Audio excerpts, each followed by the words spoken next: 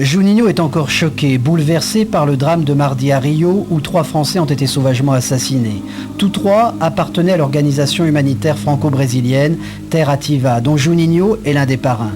Le milieu lyonnais a du mal à encore en parler. Pour lui, les membres de cette ONG étaient des amis. Puis Juninho, en grand professionnel, terminera cet entretien par le derby, mais avant, son hommage.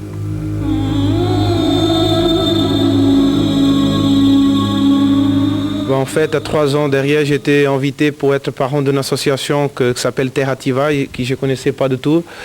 Mais comme j'ai vu que c'était des gens sérieux qui aidaient les enfants à Rio, et comme j'ai habité là-bas 5 ans et demi, et comme je sais que la difficulté est grande, et comme je vous avais dit, c'était une chose très sérieuse, ils ont demandé juste mon image pour aussi des partenaires, pour montrer que comme parent, moi je peux représenter quelque chose.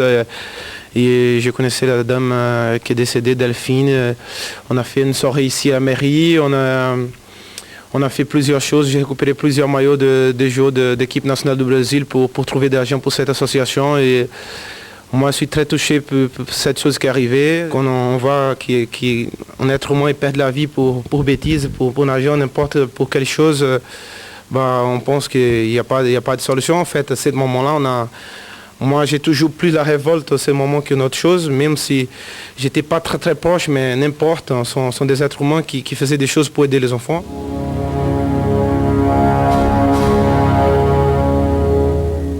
On a un pays très très très joli, on a le soleil, c'est vrai qu'on a beaucoup de différences sociales, mais je pense qu'aucune somme d'argent est la plus importante qu'une vie.